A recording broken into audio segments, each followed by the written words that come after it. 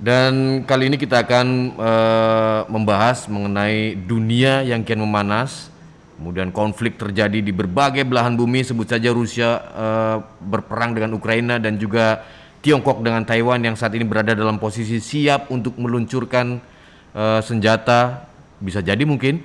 Lantas apakah konflik seperti ini meningkatkan potensi terjadinya perang dunia ketiga? Kita sapa Bang Nuim, ada di kota Melbourne, Australia. Bang Nuim, Assalamualaikum. Wabarakatuh. Bagaimana Bang Nuim? Apa kabar, sehat Bang Nuim?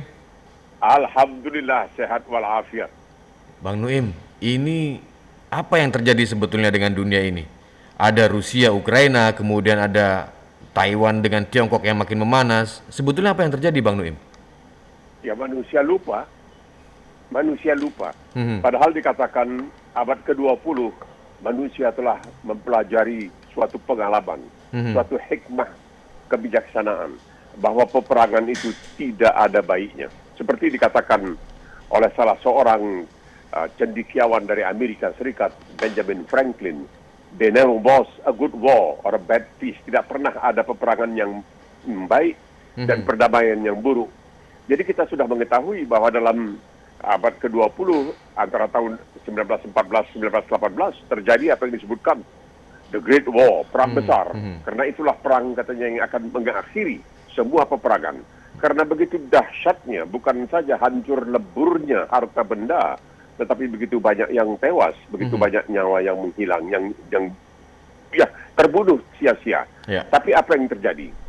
Baru tahun 30-an Hitler sudah mulai cari-cari pasal lagi. Ya. Ingin memperluas Jerman dan sebagainya. Terjadi lagi Perang Dunia Kedua.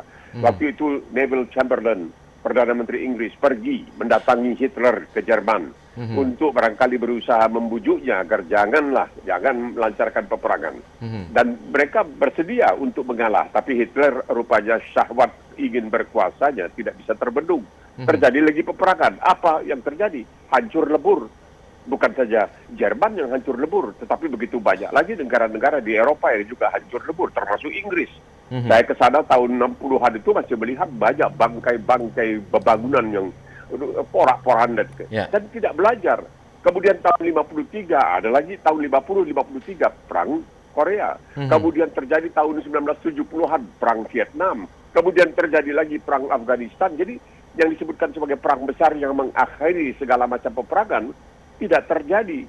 Padahal sudah pernah diperingatkan oleh Perdana Menteri Inggris Winston Churchill dalam bahasa Inggris. Dia mengatakan, "Jaw is better than war. Jaw itu artinya rahang." Ya. Artinya berunding itu lebih baik daripada bertanding atau berperang. Tapi nampaknya manusia punya syahwat yang luar biasa untuk berperang. Nurdian, ketika di pertengahan abad ke-18, apa yang orang yang disebut sebagai pedang Italia, Giuseppe Garibaldi, yang ingin mempersatukan Italia, dia menjanjikan kepada calon pengikutnya bahwa saya katanya hanya menjanjikan kesengsaraan kepada kalian. Kelaparan, kehausan, kelelahan, segala macam. Asal kalian mau ikut sama aku beritahu. Aku menjanjikan kesengsaraan. Mereka semuanya berduyun-duyun datang.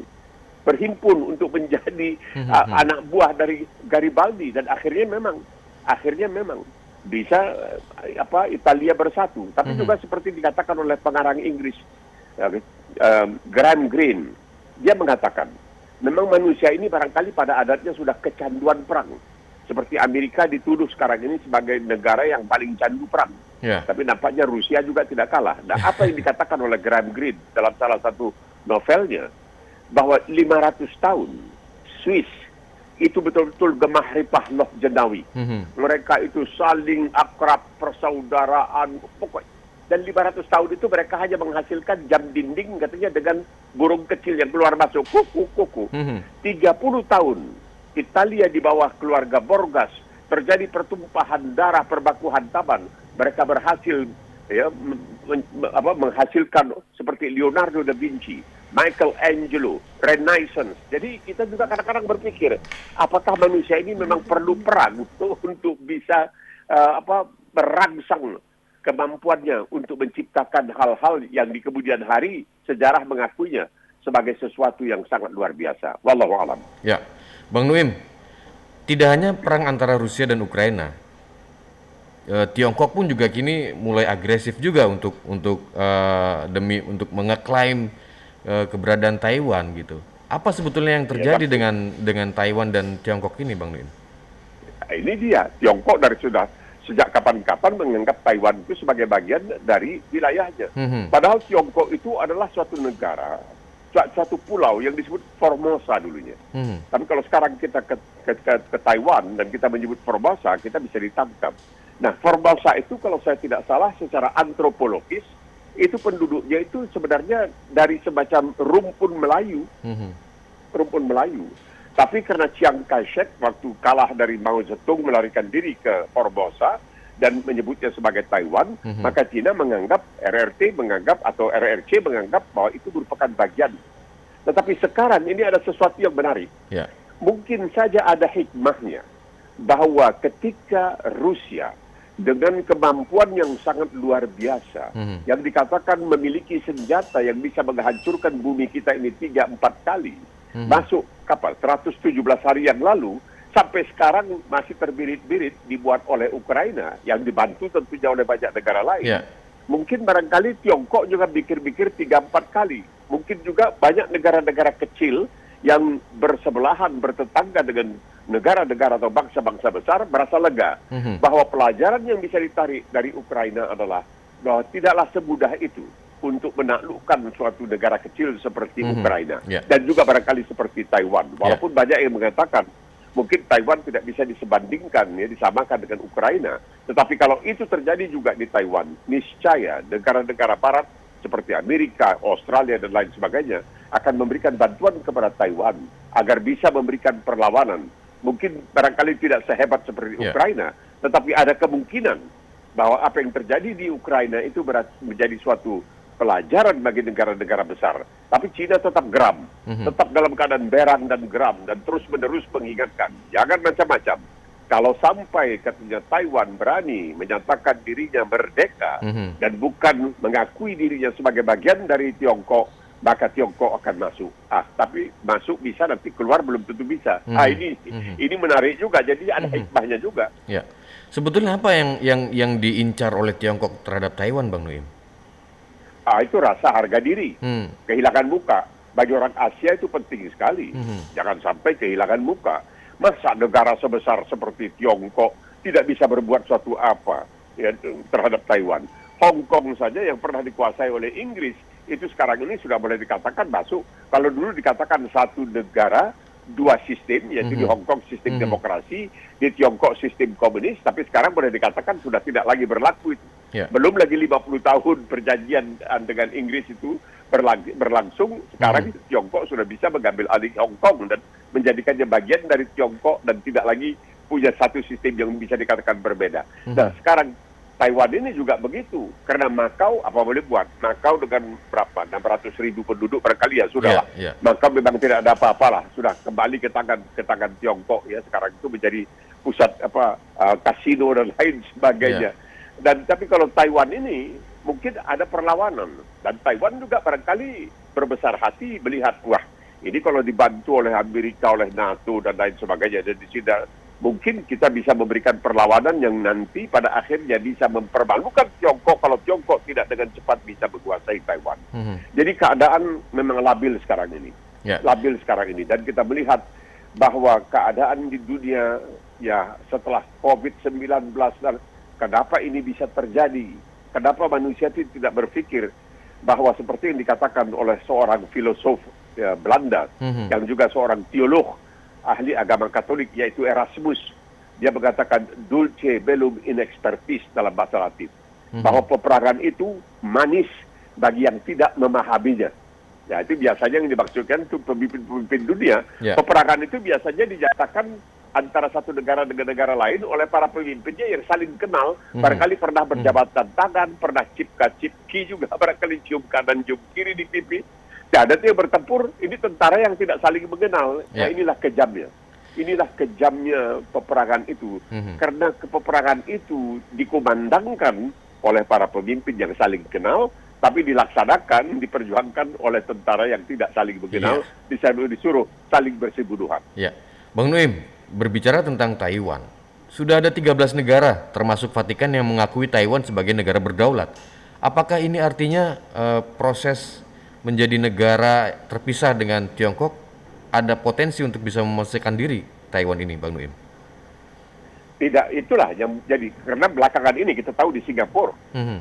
waktu di Shangri-La terjadi 30 negara di situ Ya. berbicara mengenai soal pertahanan dan sebagainya. Ya. Menteri Pertahanan Tiongkok tanpa tanda kali-kali mengatakan dengan sangat geram, Mhm. kalau sampai katanya di Taiwan menyatakan dirinya merdeka, maka ya Tiongkok akan masuk. Tapi seperti yang dikatakan tadi, biarpun ada sekian negara yang mengakui, bagi Tiongkok itu tidak menjadi persoalan. Tiongkok sekarang ini mengandalkan kekuatan senjatanya yang diakui memang sangat luar biasa. Tetapi pemilikan senjata belum saja berarti kemampuan untuk menggunakan senjata itu secara maksimal. Ya, kita lihatlah di Rusia. Rusia berapa banyak sekarang tentaranya? Bukan saja tentaranya itu tewas, tentaranya ditawan, diadili. Dalam keadaan perang sekarang ini, tentaranya diadili dan dihukum seumur hidup dan lain sebagainya. Jadi ini sesuatu yang, ya, kalau kita ketawa bukan kita merasa lucu melihat apa yang terjadi di Ukraina. Lucunya adalah bagaimana sebuah negara yang begitu besar seperti Rusia, yang punya negara pertama, jangan lupa Nurdian, Rusia ini yang pertama masuk ke antariksa dengan Sputniknya, kemudian dengan Yuri Gagarinnya yang dikirim, manusia pertama dikirim ke antariksa. Itu bukan sangat luar biasa. Dan kebetulan kenapa Yuri Gagarin yang dipilih untuk ke sana, itu karena dia adalah di antara calon kosmonot Rusia yang paling kecil badannya sehingga bisa buat masuk ke dalam satelit. Kalau tidak jadi juga dikirim ke sana karena kekecilan satelitnya. Itulah Rusia. Dan sekarang ini dipermalukan oleh Ukraina. Nah, ini bahayanya. Kalau karena dipermalukan ini menjadi tambah marah, tambah berang, tambah sakit hati, wah ini bisa jadi berkepanjangan. Tapi kenyataannya sudah lebih dari 116 hari, 117 hari. Tidak juga selesai. Padahal katanya itu hanya dalam beberapa hari mestinya selesai. Tapi sebenarnya ada juga contoh-contoh di sekitar kita, di sekitar Republik Indonesia, kejadian itu. Bahwa tidak semudah itu untuk menaklukkan suatu bangsa. Kita melihat juga ada contoh-contoh di masa lalu. Ya. Bang Nuim, sebetulnya apakah memang benar-benar Amerika akan membela Taiwan jika Taiwan diserang oleh Tiongkok yang berusaha untuk mengembalikan lagi keberadaan Taiwan di Tiongkok gitu, Bang Nuim? Ataukah memang seperti Ukraina ditinggalkan begitu saja atau mungkin maju mundur cantik begitu, Bang Nuim? Ada dua hal di sini. Pertama, memang sudah terlanjur. Joe Biden mengatakan ketika ditanya apakah Amerika akan terjun bersama orang-orang di Taiwan, dia mengatakan ya. Tapi hanya sampai di situ jawabannya iya. Jadi bukan hanya memberikan bantuan, karena Amerika itu pernah ketika pada suatu saat sekian tahun yang lalu dianggap bahwa Tiongkok akan melakukan ancaman terhadap Taiwan, mengirimkan armadanya itu, kalau tidak salah armada ke-7 itu dikirim ke sana untuk pokoknya untuk menunjukkan bahwa ya Amerika ini siap untuk. Tapi apa yang terjadi? Sekarang Amerika sudah memberikan bantuan kepada Ukraina lebih banyak dari yang disediakannya dari anggaran untuk menangani masalah iklim. Amerika sudah memberikan bantuan kepada Ukraina lebih banyak jumlahnya, nilainya daripada anggaran yang disediakan oleh Amerika untuk men-tackle, untuk menangani masalah iklim. Coba bayangkan, padahal masalah iklim itu diakui oleh semua orang. Lihat sekarang apa yang terjadi kemarin dulu di Bangladesh. Begitu dahsyatnya, hampir 60 orang yang tewas karena banjir dan lain sebagainya. Nah, kemudian Amerika mengatakan, iya, dia bersedia. Amerika berada di Korea sekarang ini. Kan Amerika kan tetap di Korea Selatan ada tentaranya. Kemudian di Okinawa juga ada tentaranya, di Jepang juga ada tentaranya. Ini kemungkinan bahwa Amerika ya kalau sampai terjadi mungkin sudah terlanjur mengatakan akan ikut bertempur bersama Taiwan, mungkin akan terjadi. Kalau ini terjadi, wah kiamat kita. Betul-betul kiamat. Karena nampaknya Amerika terpaksa seperti yang dilakukannya terhadap Jepang. Waktu itu sebenarnya tidak perlu. Banyak yang mengatakan peristiwa bom atom di Hiroshima itu Nagasaki itu tidak perlu sebenarnya. Tapi karena sudah terlanjur diciptakan, dan apakah Amerika berani menggunakan senjata atom untuk menghantam Tiongkok daratan? Karena begini, ketika terjadi perang Korea, waktu itu Panglima pasukan Amerika MacArthur itu menghendaki supaya yang dihantam itu Tiongkok. Mhm. Jangan hanya Korea Utara, tapi Ya, Tiongkok, karena dianggap Tiongkok lah sebagai Sekutunya ya. pemodal dari Korea Ya. Utara. Tetapi oleh Presiden Truman waktu itu dikatakan tidak boleh, itu tidak boleh dilakukan, dan akhirnya memang MacArthur boleh dikatakan ditariklah, dibebas tugaskan dan lain sebagainya. Jadi memang sudah ada dari sejak dahulu, dan Tiongkok juga punya dendam yang sangat luar biasa terhadap Barat. Kenapa? Saya pergi ke Shanghai. Lalu oleh pemandu wisata saya dibawa jalan-jalan, dikatakan dulu di sini, di kota Shanghai ini, di pusat kota, ada tulisan ketika Inggris, Prancis, Barat berkuasa di Tiongkok. Ada tulisan, anjing dan orang Cina tidak boleh masuk. Jadi mereka itu masih dendam. Dan Tiongkok tidak akan melupakan apa yang disebutkan the rape of Nanking, apa yang dilakukan oleh Jepang pada waktu itu terhadap dirinya. Ya, sebelum perang dunia kedua. Jadi nampaknya dendam-dendam lama ini bisa bangkit kembali, walaupun secara basa-basi sudah dikatakan oke lah, yang sudahlah, yang akan datang kita akan mencoba untuk lebih baik. Tapi nampaknya ya kemungkinan itu ada saja, Nurdian. Nah, Presiden Joe Biden memang sudah berjanji akan melindungi Taiwan. Di lain sisi, Menhan Tiongkok juga akan membela mati-matian, akan merebut kembali Taiwan masuk ke dalam kedaulatan Tiongkok. Apakah ini artinya nanti kemudian ada potensi konflik antara Tiongkok dan Taiwan ini justru akan menyulut perang antara Tiongkok dengan Amerika, Bang Nuim? Kalau di Tiongkok kita lihat kan, lihat itu kalau mereka sudah baris berbaris itu, walau dahsyatnya bukan main itu pasukannya kan. Kemudian perangkat perangnya, segala kapal induk, kapal selam dan lain sebagainya. Semua ini ada. Ada yang mengatakan, kenapa dalam abad ke-20 tidak terjadi peperangan besar-besaran setelah Perang Dunia Kedua? Setelah terjadi pengeboman terhadap Hiroshima dan Nagasaki. Kenapa? Karena adanya senjata nuklir.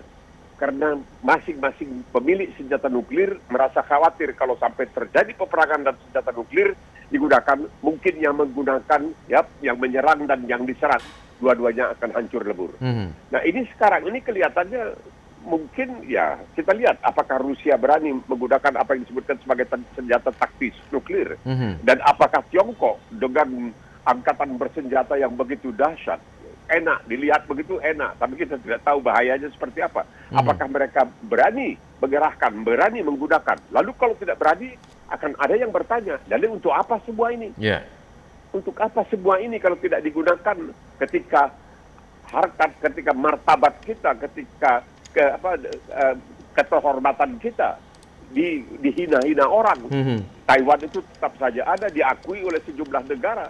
Apakah tidak seharusnya kita melakukan apa yang harus kita lakukan, yaitu mengerahkan bala tentara yang ada, yang begitu besar jumlahnya, yang begitu kelihatan sigap, begitu kelihatan disiplin dengan segala perangkat laut dan udara, kapal perangnya dan kapal udaranya, pesawat terbang yang begitu banyak. Jadi kita lihat apakah mereka ini hanya masing-masing menunggu kesempatan untuk kemudian menggunakan semua ini. Dan yang sedihnya ini akan dilakukan nanti peperangan ini, misalnya kalau terjadi, diumumkan oleh Biden yang kenal dengan Xi Jinping, tetapi yang bertempur itu adalah tentara-tentara yang tidak saling mengenal. Jadi seperti dikatakan oleh seorang pujangga Inggris, Alfred Lord Tennyson, dia mengatakan, there's not reason why, there's but to do and die. Maksudnya tentara itu, prajurit itu, kalau disuruh oleh atasannya, tidak pernah bertanya, kenapa Pak? Enggak. Kalau disuruh langsung siap, laksanakan, dan mati. Nah, ini yang celakanya, yang di atas itu, sekarang ini kalau berperang, yang di atas itu, yang bintang 4, bintang 3 tidak ikut berperang. Mereka mengendalikan dari the war room, kabar perang, dan lain sebagainya. Inilah kesiannya yang jadi tentara, ya, apa boleh buat. Berbicara tentang angkatan perang, berbicara tentang perang, bagaimana kemudian kekuatan kedua wilayah ini, Bang Nuim, antara Taiwan dan Tiongkok? Kan ini bukan kekuatan yang sangat tidak seimbang sekali gitu, Bang Nuim. Memang, karena Tiongkok itu kecil ya. Tapi seperti kita lihatlah, Ukraina juga kecil lah. Ukraina itu begitu kecilnya. Bayangkan, melawan Rusia, salah satu dari superpower adikuasa, adidaya. Kalau dibandingkan, itu jarak antara Tiongkok dengan Taiwan itu cuma lah sekarang zaman modern 160 km. dan sudah sering pesawat tempur Tiongkok itu mau ya nyerempet-nyerempet masuk ke dalam wilayah udara Taiwan untuk memancing-mancing. Mereka melihat memprovok kalau mereka kami gitu ditembak, ya. mereka mengatakan sekarang ini ada alasan untuk kami. Jadi ini jadi secara sengaja juga Tiongkok ini untuk mencari-cari alasan nanti untuk membenarkan kepada umat manusia secara keseluruhan. Lah, bagaimana pesawat kami diserang? Ya kami harus membalas. Nah, ini kan persoalan harga diri, soal muka ini, tidak mau kehilangan muka. Orang Asia itu paling takut tuh kehilangan muka. Jadi kita melihat ini, memang untuk Tiongkok dia melihat bahwa di sebelahnya India, dia punya masalah dengan India. Terjadi beberapa kali. Bahkan waktu itu, beberapa waktu yang baru silam ini, waktu itu ada kesepakatan untuk tidak menggunakan senjata. Bahkan tanpa senjata yang dengan peluru pun, tentara India ada 20 atau berapa tentara India yang tewas dan lain sebagainya. Nah, pernah di zamannya Nurdian, di tahun 1962 kalau saya tidak salah, itu juga ketegangan terjadi antara Tiongkok dengan India. Pada waktu itu Tiongkok masih belum seperti sekarang ini, masih belum apa-apa. Nah, Indonesia ingin menjadi juru damai, mengirimkan Dr. Subandrio waktu itu almarhum untuk, tapi tidak bisa, ya tidak begitu berhasil. Tapi tidak sampai terjadi peperangan frontal, peperangan besar antara India dengan ini. Nah, kalau sekarang terjadi sekiranya peperangan, maka ada kemungkinan India yang termasuk dalam 4 sekawan kuat itu dengan India, Amerika, Jepang, dan Australia. Apakah mungkin India akan bergeser ke arah Tiongkok, menggunakan kesempatan ketika Tiongkok disibukkan dengan Taiwan? Dia mulai barangkali menggeser bala tentaranya untuk mulai masuk ke daerah Tiongkok. Siapa tahu. Dan kalau itu terjadi, ini akan betul-betul menjadi suatu malapetaka yang sangat luar biasa. Tadi Bang Nui menyebutkan Ukraina tidak terlalu besar, bisa dibilang kecil. Nah, pertanyaan kemudian Bang Nui, jika Tiongkok kemudian jadi menyerang Taiwan, apakah nasib Tiongkok ini akan sama seperti halnya Rusia, negara besar yang sampai sekarang belum berhasil menaklukkan Ukraina, Bang Nuim? Kita belum melihat kan bahwa Tiongkok memang dalam perang Korea ya cukup hebat lah. Bantuannya terhadap Korea Utara bolehlah dikatakan lumayan. Tapi setelah itu Tiongkok pernah mencoba untuk masuk ke Vietnam setelah Amerika menarik diri dari Vietnam, atau Amerika keok lah, kasarnya begitu, terbirit-birit dari Vietnam. Apa yang terjadi? Kabarnya Vietnam membiarkan tentara Tiongkok masuk. Setelah masuk, mereka sekat. Sehingga yang sudah masuk, terlanjur masuk ini tidak bisa keluar, tidak bisa dapat perbekalan, ini itu akhirnya Tiongkok minta damai supaya tentara. Jadi kita melihat bahwa ya masih barangkali pikir-pikirlah Tiongkok harus melakukan penebusan barangkali terhadap kelemahan-kelemahan yang pernah terbukti di masa lalu. Karena kita melihat bahwa Vietnam itu juga bukan kepalang tanggung. Kalau tidaklah karena Vietnam, barangkali yang namanya Pol Pot itu di Kamboja masih terus berkuasa dan tak berapa juta orang yang akan mati. Tapi Vietnam melihat itu tidak sanggup dan dia masuk, dan dalam waktu yang begitu singkat berhasil untuk menyingkirkan Pol Pot lah. Ini Pol Pot ini juga satu manusia yang sangat luar biasa karena dia melakukannya terhadap bangsanya sendiri. Jadi bukan kalau Hitler melakukannya terhadap umat Yahudi misalnya. Nah ini tidak, dia melakukannya terhadap bangsanya sendiri. Tapi waktu itu memang Vietnam dianggap sampai sekarang pun dianggap sebagai potensial, ya, belum secara resmi, potensial sebagai sekutu yang dapat diandalkan, terutama dalam berhadapan dengan Tiongkok. Karena Vietnam juga punya masalah di Laut Cina Selatan dengan Tiongkok, seperti Filipina, seperti Malaysia. Bang Nuim, kemudian apakah memang benar-benar Tiongkok serius dengan ancamannya bahwa akan menggunakan kekuatan perangnya, menggunakan kekuatan militernya untuk merebut Taiwan? Apakah Tiongkok ini hanya bukan sekedar bluffing belaka atau kemudian gertak sambal belaka gitu, Bang Nuim? Siapa tahu, ini harus dibuktikan, tapi kan celaka kalau harus dibuktikan. Lebih bagus tidak harus dibuktikan, karena kalau harus dibuktikan artinya harus berperang. Kasihan, jadi yang seperti dikatakan kan di tentara yang tidak saling mengenal, ya mereka harus gugur meninggalkan anak istri dan sebagainya.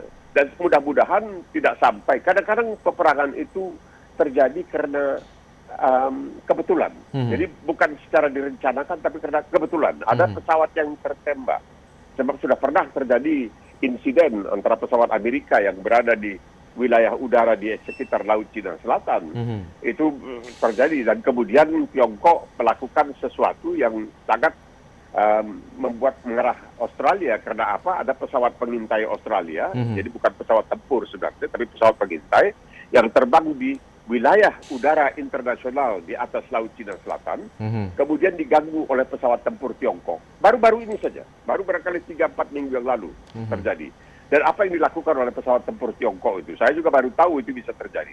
Setelah dia salib, dia kejar, akhirnya dia lepaskan butir-butir aluminium di udara yang terserap oleh mesin pesawat pengintai Australia.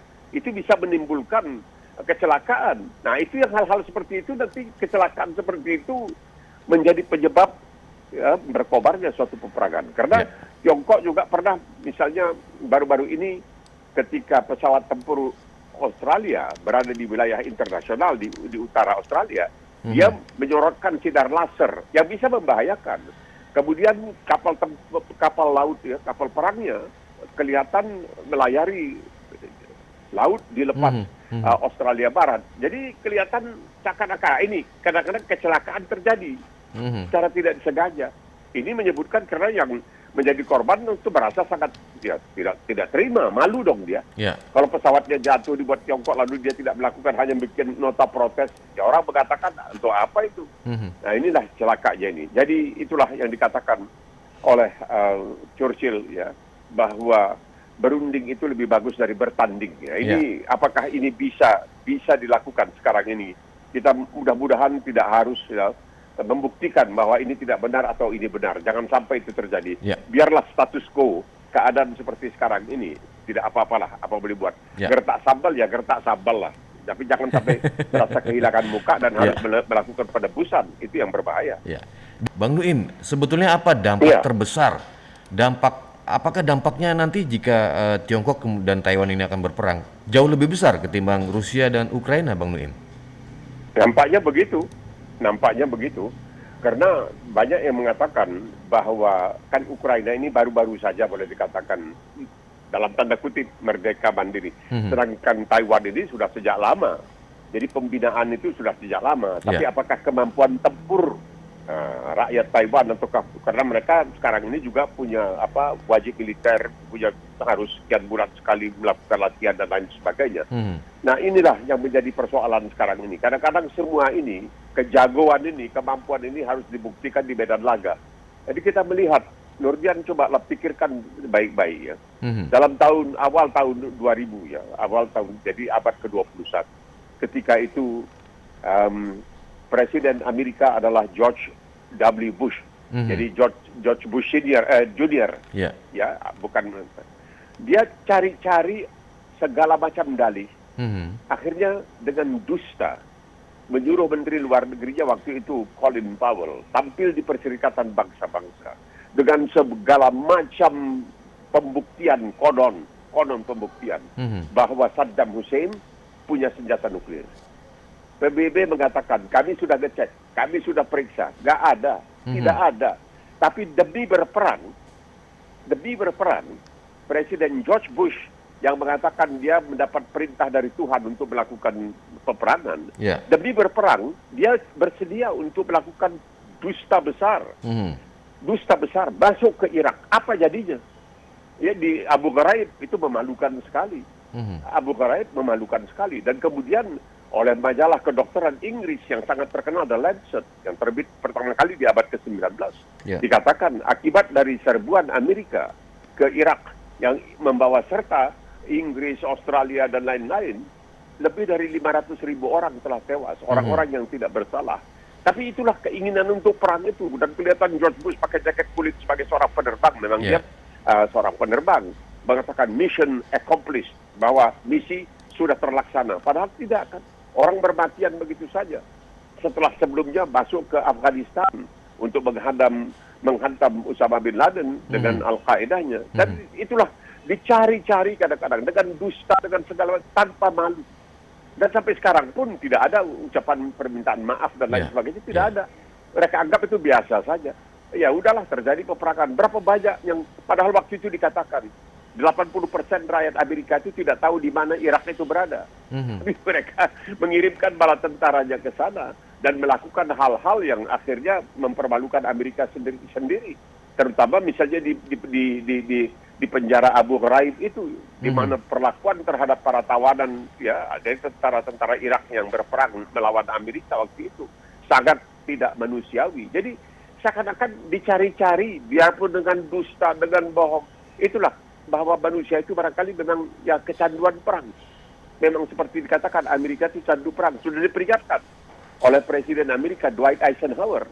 Dwight Eisenhower tahun 60 memperingatkan, 60 atau 61 memperingatkan, hati-hati terhadap koalisi antara industri dan militer yang disebutkan the military industrial complex. Militer perlu senjata yang canggih. Nah, industri perlu uang. Nah, jadi kalau memang bisa mendapat uang dengan menghasilkan senjata yang canggih itu, ya kenapa tidak? Terjadilah kerjasama atau kasarnya kong kali kong antara militer dengan dunia usaha. Itulah yang dikatakan Amerika itu sudah candu perang. Nah, sekarang kita melihat dia tidak bisa perang secara langsung di Ukraina, tapi dia mau kirimkan berbagai macam bantuan, dan banyak yang mengatakan seharusnya tidak dilakukan oleh Amerika karena ini akan memperpanjang. Tapi Amerika mengatakan demi mencegah agar jangan ada pihak lain yang berani-beraninya memasuki negara lain tanpa alasan yang bisa dibenarkan, maka Amerika bersedia menghabiskan uang lebih banyak daripada uang yang dianggarkannya untuk melawan atau memperbaiki iklim kita ini.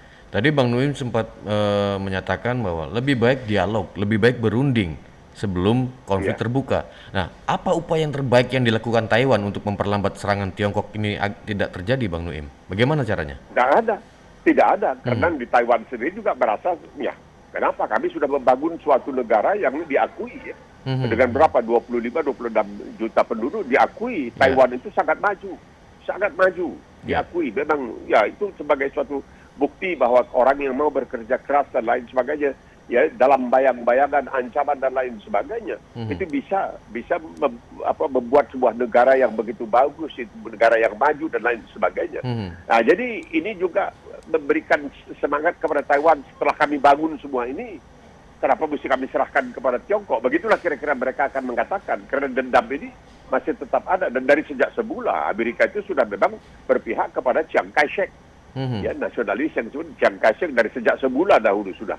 Nah, padahal Amerika lah yang kemudian membawa Tiongkok keluar dari semacam ketertutupannya, ya, ketika Presiden Richard Nixon dengan Henry Kissinger itu masuk ke Tiongkok, berjumpa secara rahasia, secara diam-diam, berjumpa dengan Mao Zedong, dengan Zhou Enlai dan lain sebagainya.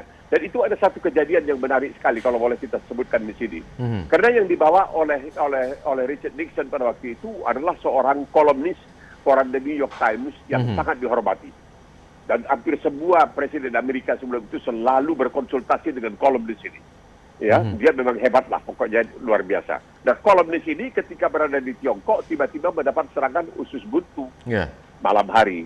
Dan dia bersikeras minta kepada Tiongkok supaya dikirim ke Hong Kong. Waktu itu Hong Kong masih bagian dari Inggris. Dia minta supaya dioperasi di rumah sakit Hong Kong yang dokter-dokternya barangkali orang-orang Inggris. Tiongkok bilang nggak bisa, ini nggak ada pesawat yang ke Hong Kong dari Beijing pada malam ini. Kamu mesti menunggu sampai besok, nggak mungkin kamu bisa hidup sampai besok. Nah, apa boleh buat? Dia terpaksa menyerah dan dia dioperasi usus buntunya di Beijing. Dan ini menariknya. Dan dia kemudian menulis, waktu saya akan dioperasi, saya tidak diberikan bius, tidak dikasih anestetik. Lah, apa? Saya dikasih tusuk jarum. Dan memang ketika telah disusuk jarum, saya dioperasi nggak ngerasa apa-apa. Mulai sejak itulah, makanya akupunktur di mana-mana di seluruh dunia. Wah, kalau dia saja saya memang bisa membuktikan itu benar, tentu akupunktur itu memang ada khasiatnya. Itulah salah satu dari hasil kunjungan Presiden Richard Nixon bersama Henry Kissinger ke Tiongkok pada waktu itu. Bang Nuim, sebetulnya bagaimana kita mengatasi konflik-konflik yang terjadi di kawasan ini? Apa peran Indonesia ataupun Australia dan negara-negara di kawasan Asia Pasifik untuk meredam gejolak ini, Bang Nuim? Masalahnya Australia sudah terlanjur merupakan koalisi dari sekutu kuat, ya, Australia, Jepang, India dan Amerika. Dan kemudian tentu Amerika dengan AUKUS-nya, ya, Amerika, Selandia Baru dan Australia, Selandia Baru dan Amerika juga punya sekutu. Dan tentunya sekutu Barat ada di sini. Inggris tidak akan tinggal diam. Prancis juga kan merupakan kekuatan di Pasifik. Karena pulau-pulau itu masih ada yang di bawah Prancis. Bagaimana Jadi, dengan Indonesia, semua Bang ini- Nuim? Apakah Indonesia punya peran untuk meredam konflik ini, Bang Nuim? Ya mungkin saja, tapi barangkali masih belum cukup kekuatan Indonesia untuk itu. Memang politik bebas aktif Indonesia itu perlu dihargai, Ya. karena tidak akan berpihak ke sana dan kemari. Tapi ini bagaimana? Ini bagaimana caranya? Saya membuat sebuah tulisan baru-baru ini. Dan saya kutip dari apa yang dikatakan di dalam buku yang ditulis oleh seorang ahli sejarah militer Amerika, namanya Caleb Carr. Caleb Carr ini orang pintar dia. Dia menulis buku namanya The Lessons of Terror. Hikmah dari teror. Ya. Teroris dan lain sebagainya. Di situ dia mengutip anehnya, dia mengutip surat Al-Baqarah. Di situ mengatakan, berperanglah ya, demi di jalan Allah terhadap mereka yang memerangi kamu, tapi jangan memulai peperangan. Sesungguhnya Allah tidak menyukai agresor, mereka yang agresif. Jadi itu dia tonjolkan juga. Berperanglah di jalan Allah terhadap mereka yang memerangi kamu, tapi jangan memulai. Ya. Tidak boleh memulai peperangan. Nah, ini bagaimana? Bisakah diyakinkan umat manusia? Ini ada ajaran yang mengatakan jangan memulai. Nah, tapi kalau sudah dimulai ya nanti tentu ada Mau saja tidak yang mau, memulai, gitu. ya itu boleh. Ya. Ya, tapi tidak boleh berlebihan. Ya. Tidak boleh berlebihan. Jadi seperti yang dikatakan oleh Bernard Lewis, ya ini seorang ahli orang Yahudi dari Inggris yang ahli tentang Islam juga. Dia mengatakan suatu keanehan bahwa di zaman jaya-jayanya Islam dahulu, bahkan di zaman Rasul dan sesudahnya, itu ada larangan-larangan menggunakan senjata-senjata yang pemungkas. Karena senjata itu nanti membabi buta, seperti Ya. manggonel. Manggonel itu semacam kalau kita bilang dulu karet cabang, Ya. para ketapel yang Ya. sangat besar, Ya. pelurunya batu besar, dan tidak boleh menggunakan misalnya Ya. peluru panah-panah yang beracun dan lain sebagainya. Ya.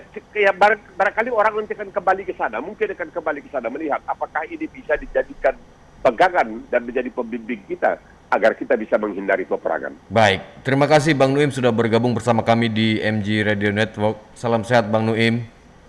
Terima kasih.